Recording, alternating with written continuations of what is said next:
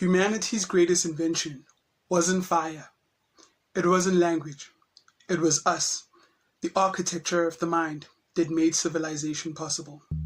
This architecture is what we call Evolutionary Psychological Structures, or EPS, a scientific framework that explains how human emotion, cognition, and social behavior evolved together to build the world we live in today.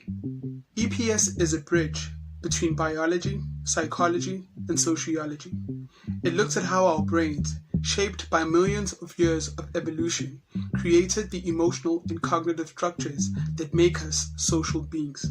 Every smile, every law, every belief system, all of them arise from a deep evolutionary mechanism designed to help humans survive together.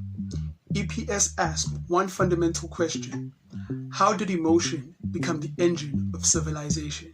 Our story begins in biology. As early as hominids evolved, their brains expanded, particularly the prefrontal cortex and the limbic system. This allowed them not only to act, but to feel, to form bonds, anticipate others' intentions, and coordinate behavior. These changes were not accidents. They were evolutionary solutions to a survival problem. No human could thrive alone. The brain thus became a social organ, wired to connect, to cooperate, and to care. As the brain evolved, emotion became a new kind of computation, a way to read the social world.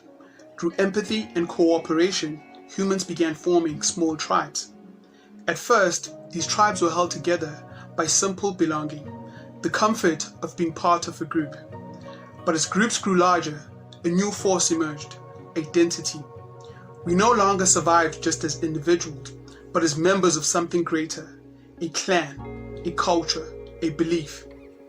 And wherever belonging and identity appeared, power followed, systems of influence and leadership that maintained order. These three forces, belonging, identity, and power, became the invincible coordinates of all human society. They form what EPS calls the triad of social evolution.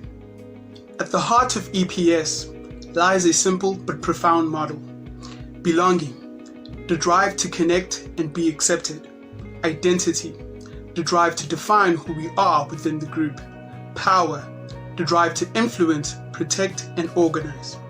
Every human emotion, from love to anger, from pride to shame, can be traced to the dynamic balance of these three forces. EPS views the mind as a social computation engine, constantly calculating where we stand in this triad and adjusting behavior to maintain emotional equilibrium. Inside the brain, these social dynamics are powered by emotion. Dopamine, oxytocin, serotonin, and cortisol are not just chemicals. They are the currency of social life. They encode the emotional signals of safety, belonging, rejection, and dominance.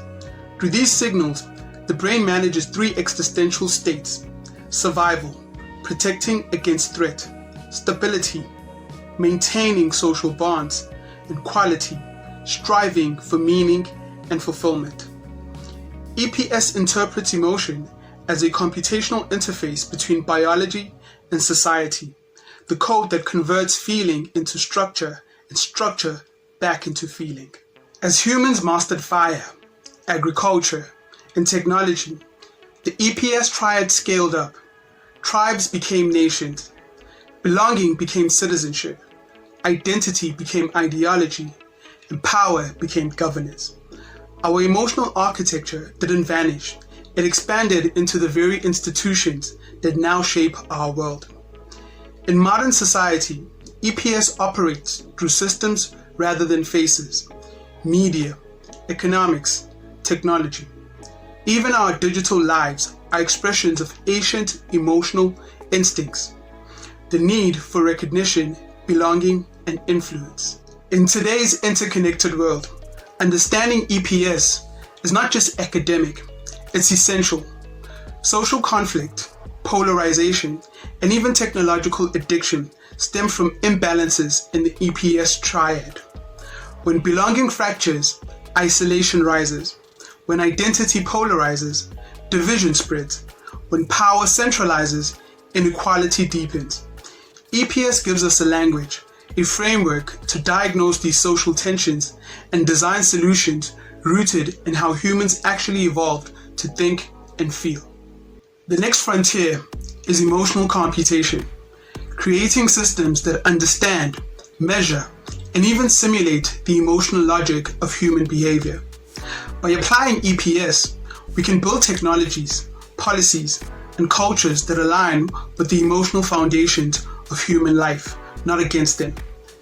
Because in the end, evolution didn't just design us to survive, it designed us to socialize.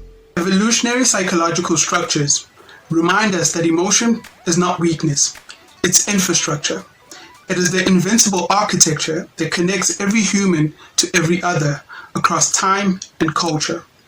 When we understand that architecture, we can finally build societies and technologies that feel as human as we are.